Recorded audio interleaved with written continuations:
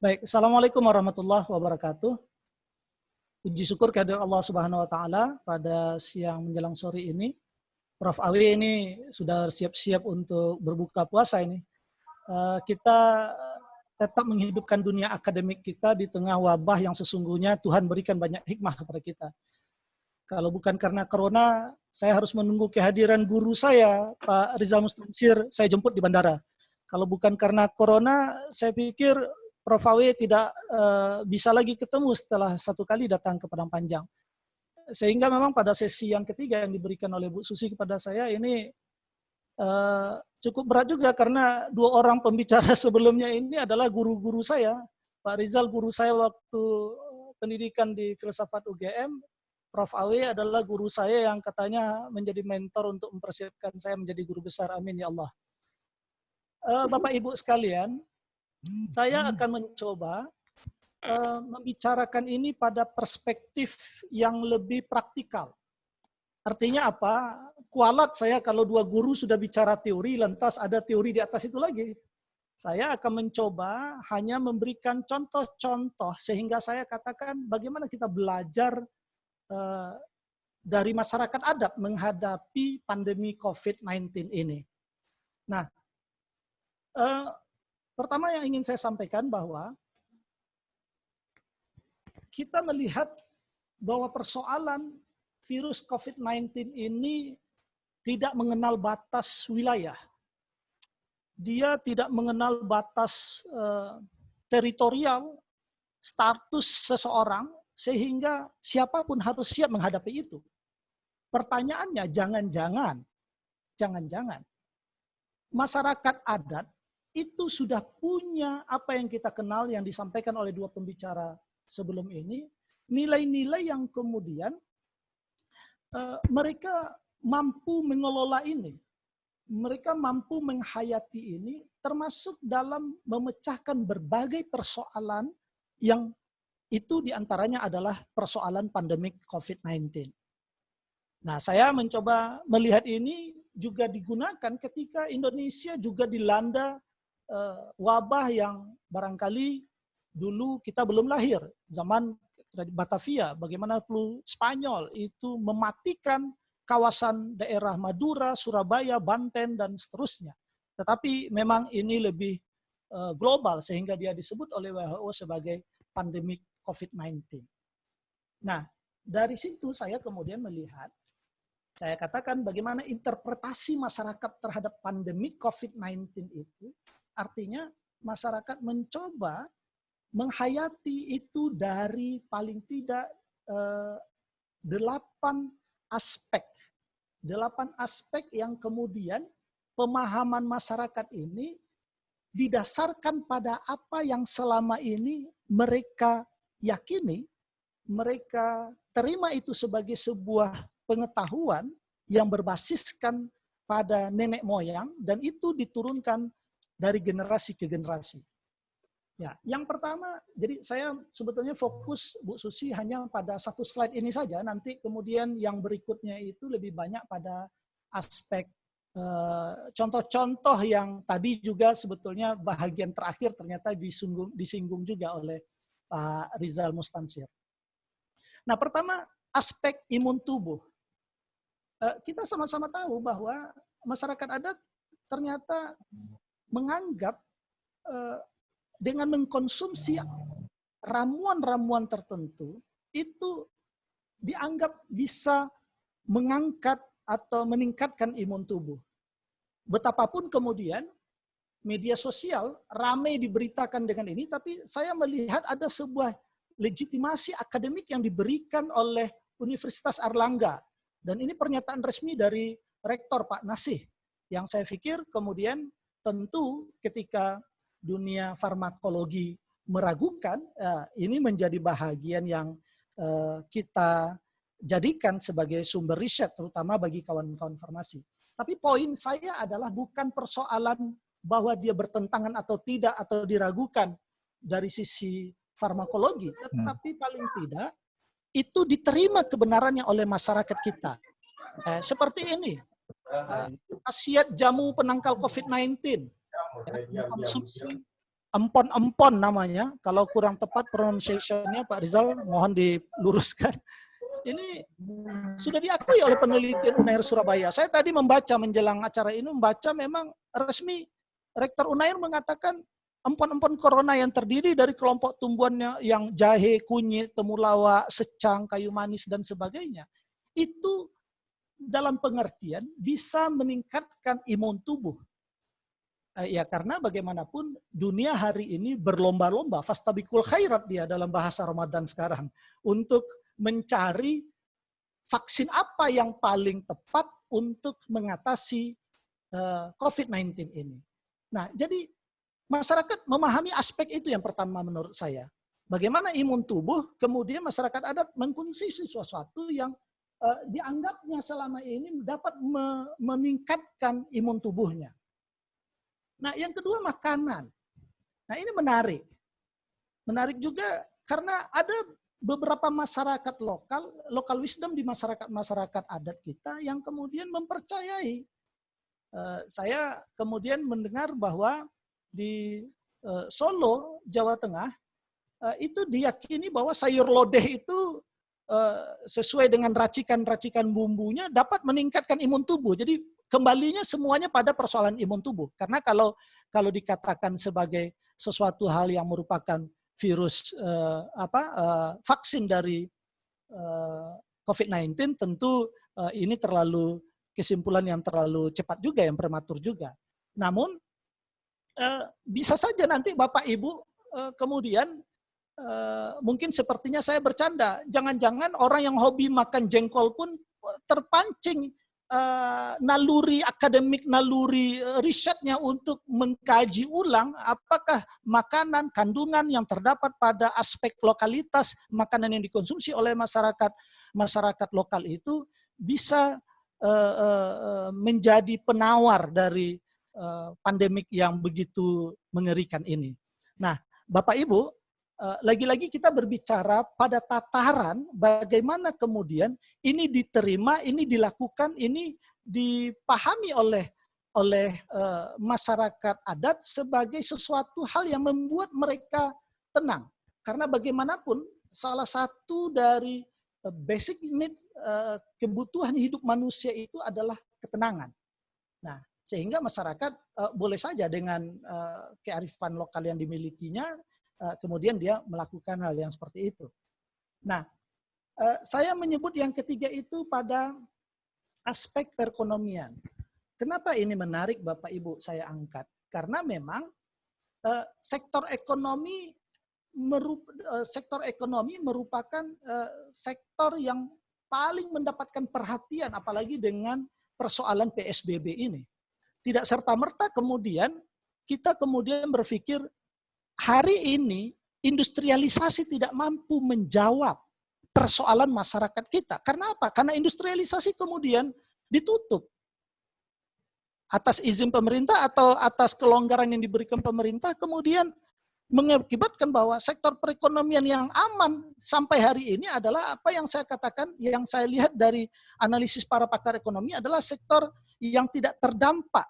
Apa itu? Sektor pertanian dan peternakan. Karena pertanian, perkebunan, perikanan itu adalah sektor ekonomi yang tidak terdampak PSBB karena mereka telah menerapkan physical distancing dalam aktivitasnya.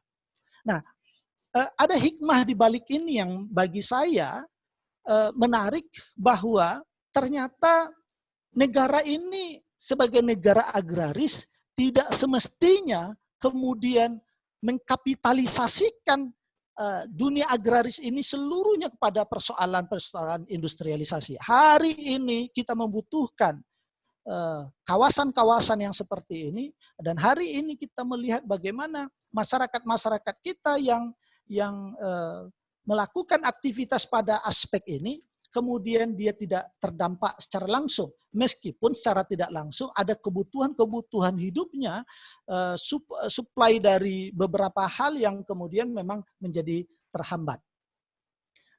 Bapak Ibu, saya kemudian mencoba meneruskan pada slide yang tadi lagi, pada pengobatan. Nah, ini barangkali tadi sudah disinggung sedikit banyak, bahwa Nah, masyarakat adat kita memang punya cara tersendiri.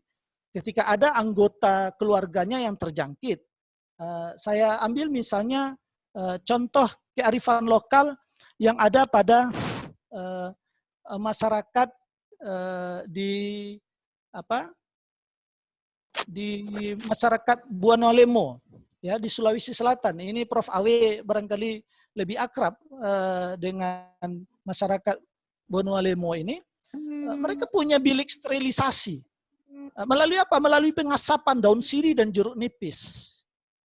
Ya. Dan juga di masyarakat lainnya itu mereka melakukan ritual-ritual tertentu meminta perlindungan leluhur untuk mengusir penyakit dan menjaga lingkungan yang dilakukan oleh masyarakat di Dayak Kalimantan Tengah. Nah, dua hal ini menurut saya menunjukkan bahwa bilik sterilisasi melalui pengasapan daun sirih dan jeruk nipis ini bahagian dari cara masyarakat mengatasi berbagai nilai yang dihayati, yang diyakininya, kemudian mampu kemudian membuat dirinya menjadi tenang menghadapi persoalan COVID-19 ini. Kemudian kembali lagi kita pada slide yang tadi, bahwa selain itu ada yang namanya aspek kebersihan diri. Nah, tadi disinggung oleh Pak Rizal, ada budaya-budaya luhur di Jawa yang barangkali selama ini masyarakat, atau bukan hanya di Jawa, tapi saya ngambil contoh di Jawa, masyarakat punya cara tersendiri ketika dia harus membiasakan hidup bersih. Ya, kebiasaan hidup bersih itu sudah nampak ketika apa? Ketika budaya cuci tangan pada masyarakat Jawa itu telah lama menjadi kebiasaan masyarakat sebelum memasuki rumah. Nah, ini yang kita sebut dengan padasan, ya. Menempatkan gentong air padasan yang digunakan untuk membersihkan diri, tangan dan kaki sebelum masuki rumah. Saya ketika pendidikan di Yogyakarta, mulai dari S1 sampai S3, saya ibu-ibu kos saya itu memang betapapun tinggal di tengah kota Surakarta, tapi dia masih percaya dengan hal yang seperti ini. Nah, bagi saya ternyata nilainya itu mendapatkan tempat hari ini bagi kita. Bagaimana kemudian budaya itu, budaya cuci tangan itu dalam kehidupan masyarakat lokal, masyarakat adat, itu sudah terbiasa mereka dengan hidup yang bersih. Nah, kita melihat kemudian pada slide yang berikutnya, kegiatan budaya. Nah, ini yang saya berpikir apakah masyarakat adat bisa tetap melakukan aspek-aspek budaya. Ini kawan-kawan yang dari perguruan tinggi seni, yang kawan-kawan yang penciptaan yang terlibat di tengah masyarakat, mungkin saya hanya melihatnya pertanyaannya seperti ini. Barangkali masyarakat adat hanya ada dua pilihan, menghentikan sementara kegiatan budaya atau tetap ada aktivitas budaya tapi sesuai dengan protokol COVID-19 misalnya. Kalau yang di barat, kalau kita ambil contoh seperti yang saya sampaikan beberapa hari lalu dalam webinar di USU Sumatera Utara, yang justru ada di masyarakat barat itu ada kreativitas. Orang tidak terhalang menonton konser, tetapi kemudian dia menonton dari dalam mobilnya. Saya tidak bisa menunjukkan, sebetulnya ada contoh gambar. Dengan aturan-aturan protokol kesehatan juga, barangkali yang menonton di dalam mobil itu hanya boleh satu orang. Tetapi IO-nya kemudian menampilkan pertunjukan yang bisa disaksikan oleh orang banyak dari dalam mobilnya masing-masing. Nah, untuk masyarakat adat ini saya masih berpikir nanti, karena webinar ini sifatnya adalah berbagi, bincang-bincang akademik sesama kita, tentu teman-teman yang lain juga bisa memberikan pemahaman seperti ini. Nah, ada hal yang terlewatkan oleh saya tadi dalam konteks pertanian.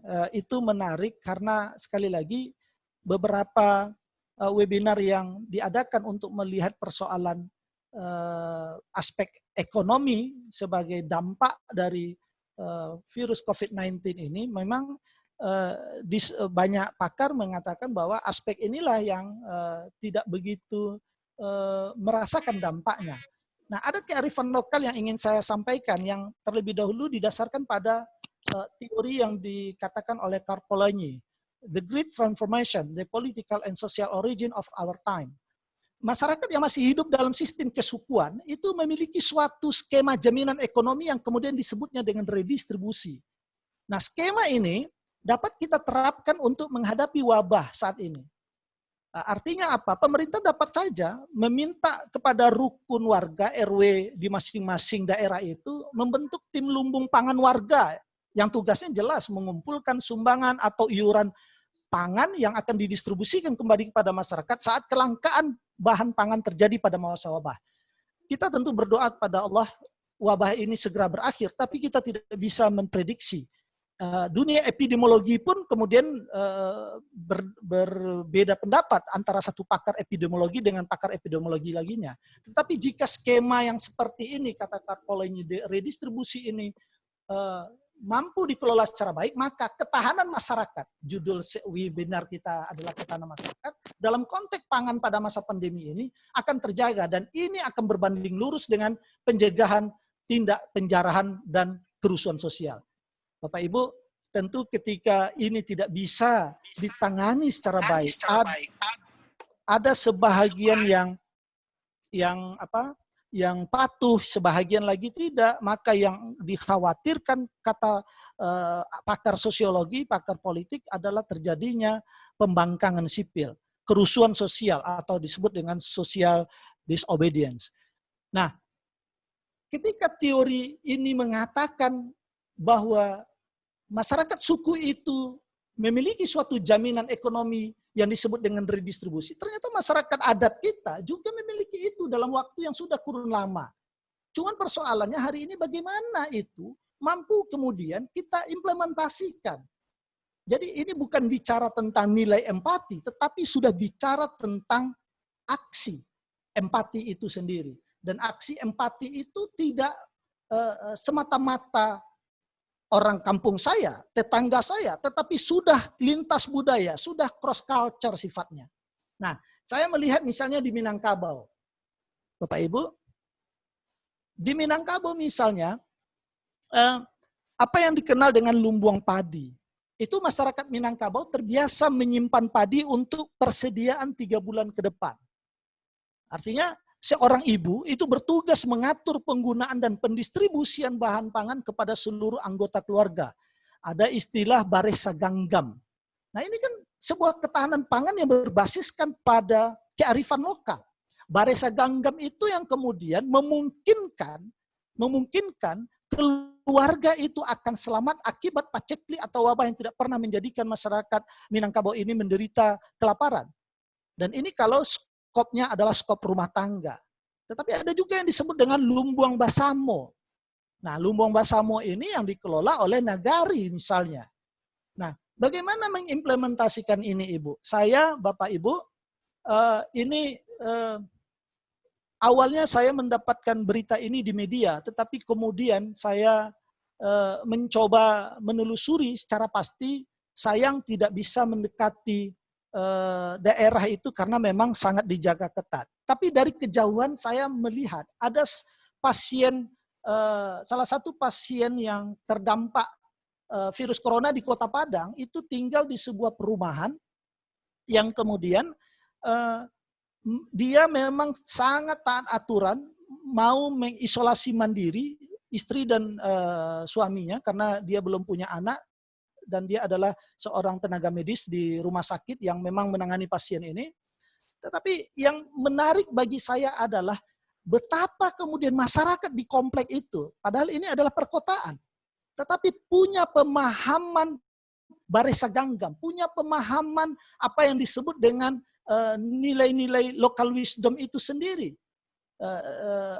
Filosofi Sayo Sakato, solidaritas sosial. Nah, artinya apa? Teori ini membutuhkan pembuktian bagi masyarakat kita.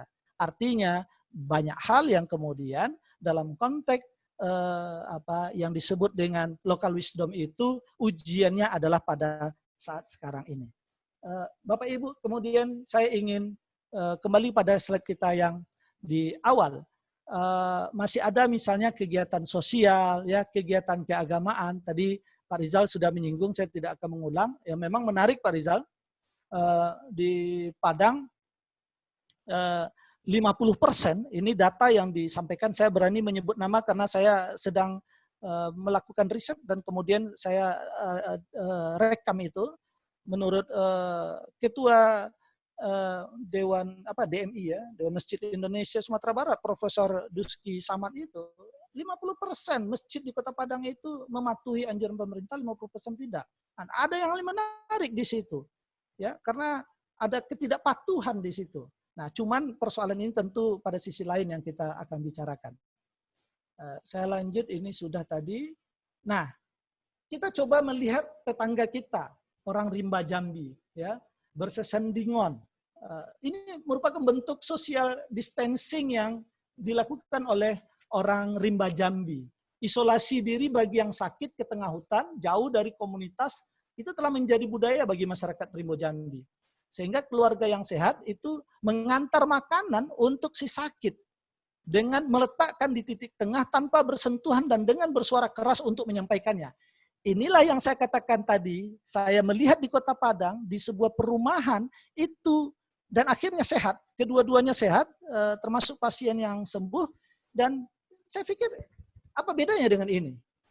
Artinya memang makanan yang bersangkutan ini tidak keluar dari rumahnya. Tidak sama sekali keluar, dan memang diberi penjagaan ketat oleh masyarakat kompleks sana. Jadi tidak ada semacam pengucilan. Persoalan sekarang kan adalah persoalan bagaimana masyarakat kita masih ada yang menganggap bahwa orang yang terpapar oleh COVID-19 itu adalah sebuah aib. Akibat ini maka kemudian orang tidak jujur. Akibat tidak jujur apa? Saudara-saudara kita di garda terdepan tenaga medis itu kemudian menjadi orang yang paling beresiko.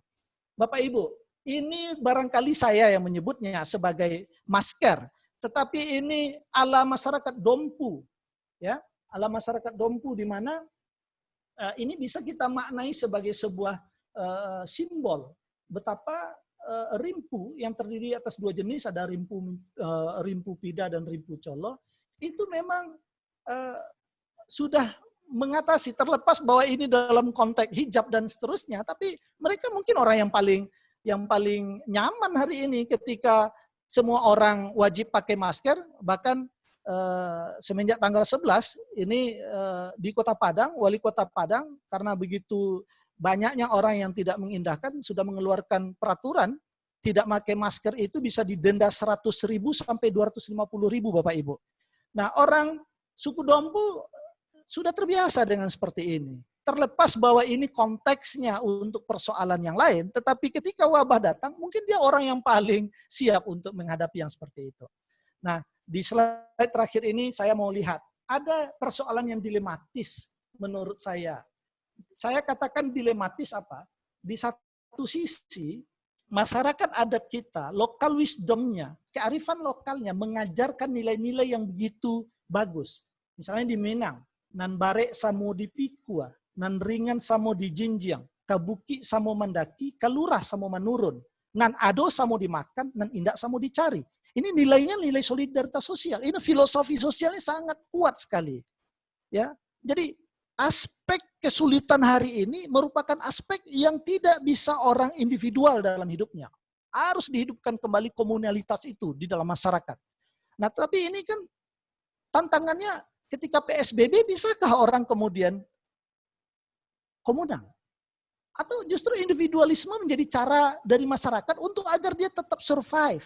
Sikap egois yang kata Herbert Spencer, the survival of the fittest, itu memang menyebabkan orang egois untuk bertahan dalam hidupnya. Itu dibutuhkan. Nah, inilah yang saya katakan, di satu sisi masyarakat sebelum PSBB dilakukan, masyarakat memiliki nilai-nilai kearifan lokal. Di Minang yang seperti ini, saya yakin juga di tempat-tempat lain juga ada. Tetapi prinsip kebersamaan yang sudah menjadi suatu kearifan lokal yang patut dijemput kembali untuk diterapkan dalam masa pandemi COVID-19 ini. Nah, selain yang saya katakan sebagai dilematis kearifan lokal dalam masa PBB, ada budaya safety life dalam menghadapi pandemik ini. Orang Minang mengatakan malabiahi anca-anca mengurangi sekali jan. Jika takwi di lamun gelombang, jan berumah di tepi pantai. Nah, ini kalau kemudian dibuatkan aransemennya kalau kata orang musik, ini kan berarti jika takwi di virus corona, jangan keluar dari rumah, kan seperti itu. Ini kawan-kawan Pak Sastra Munafri ini orang musik yang bisa. Nah, artinya apa Bapak Ibu? Budaya safety life yang saya maksudkan dalam menghadapi pandemi ini, sikap untuk tidak panik. Menghadapi pandemi COVID-19 itu sudah dimiliki oleh masyarakat adat kita. Kekuatan tidak boleh, ketakutan itu tidak boleh berlebihan, tetapi tidak pula mengabaikan. Tetap waspada. Ini yang dikatakan sebagai malabiahi anca-anca mengurangi sekali jan. Atau tadi yang kedua, ini mengikuti protokol kesehatan. Artinya masyarakat harus menghindari segala hal yang akan mendatangkan dampak negatif lebih besar. Kalau memang takut oleh corona, kalau memang kita punya penyakit penyerta, maka stay at home. Ya. Cuman sekarang orang tidak bisa, orang bisa stay at home, tetapi karena masyarakat Minang masyarakat yang kemudian identiti religius itu adalah identitas budayanya, maka dia tidak stay at home lagi. Dia bisa stay at home, tetapi dia tidak bisa untuk tidak stay at mosque misalnya. Ya tetap ke masjid seperti yang dikatakan tadi. Nah, saya mungkin tidak rekomendasi ya, tetapi beberapa catatan kalau rekomendasi kayak ini sekali. Ada beberapa hal yang ingin saya sampaikan yang barangkali berangkat dari pendekatan nilai-nilai kearifan lokal tadi, yang bisa kita ambil aspek di dalamnya. Pertama tentang ketahanan masyarakat adat. Nah, pertanian, perkebunan, peternakan itu sektor ekonomi yang bertahan selama masa pandemi COVID-19 ini. Terbukti dan saya pikir saya meskipun tinggal di Kota Padang, tapi saya tinggal di daerah ketinggian di Pebukitan, di daerah Lubuk Minturun. Tidak berpengaruh Bapak Ibu, saya lihat aktivitas bertani saya orang. Tidak mendengar suara Pak Febri lagi ya. Kemudian tradisi memasak dan mengkonsumsi makanan alami. Ya? Halo? Halo? Bisa didengar Bu Susi? Bisa. Silakan lanjut Pak Febri. Baik, ada suara yang mengatakan tidak didengar. Halo?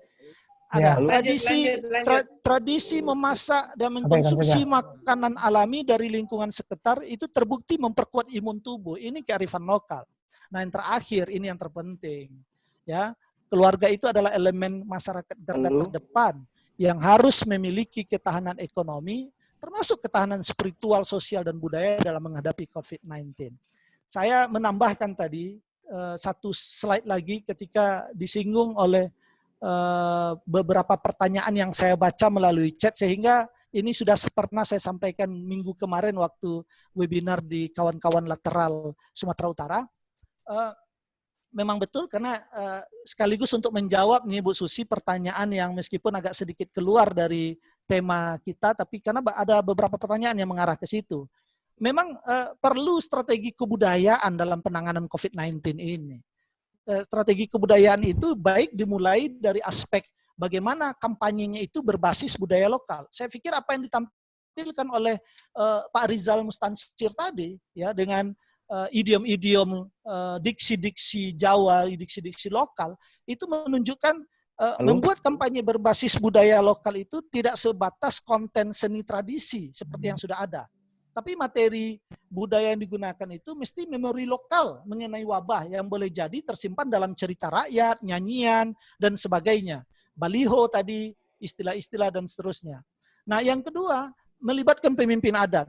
Saya sepakat Pak Rizal. Ya, hari ini kita butuh orang tua, tapi orang tua yang didengarkan. Halo? Bukan orang tua yang kemudian membuat kita bingung semua. Hari ini berkata A, besok dia meralat perkataan itu sendiri. Ini bahaya sekali. Di masyarakat adat, ketika misalnya di Minang, nenek mama itu sudah tidak didengarkan lagi, maka saya tidak tahu kalau dalam sebuah hadis itu kalau suatu urusan ditangani oleh orang yang tidak mumpuni lagi, maka tunggu kehancuran. Kita semua tidak berharap bangsa ini hancur karena persoalan ya pemimpin yang kemudian tidak didengarkan lagi. Nah, strategi kebudayaan melibatkan pemimpin adat atau agensi lokal lainnya itu dalam melakukan kampanye penanganan COVID-19 berbasis kearifan lokal itu menjadi sesuatu hal yang signifikan karena himbauan yang berasal dari orang-orang yang dikatakan Pak Rizal tadi, orang tua atau nenek mama dalam bahasa saya, atau petua-petua adat yang berasal dari kalangan masyarakatnya sendiri, itu akan jauh lebih didengarkan. Nah, yang terakhir tentu penanganan COVID-19 ini melalui peraturan adat, ya itu bisa diwujudkan juga, meskipun sampai hari ini saya belum mengetahui ada nggak peraturan adat yang berbasis pada perlindungan masyarakat. Kadang-kadang masyarakat kita paling tidak di Minang yang memiliki kekuatan pada oral tradisi, justru itu menjadi sumber konflik. Oral tradisi itu kadang-kadang menjadi sumber konflik. Nah, karena apa? Karena memang penafsiran, multi interpretatif dan sebagainya. Saya mencoba menyajikan materi dalam bentuk yang seperti ini, Bapak Ibu sekalian. Yang pasti saya sepakat dengan dua pembicara di awal tadi, Prof. Awe dan Pak Rizal, bahwa kita sebetulnya punya kekuatan, ya punya kekuatan nilai-nilai itu, dan nilai-nilai itu harus kita munculkan kembali dalam memori kita. Dan ketika dia muncul, itu harus menjadi pijakan kita untuk mengambil langkah-langkah praktis dalam konteks penanganan COVID-19 ini. Terima kasih. Assalamualaikum warahmatullahi wabarakatuh.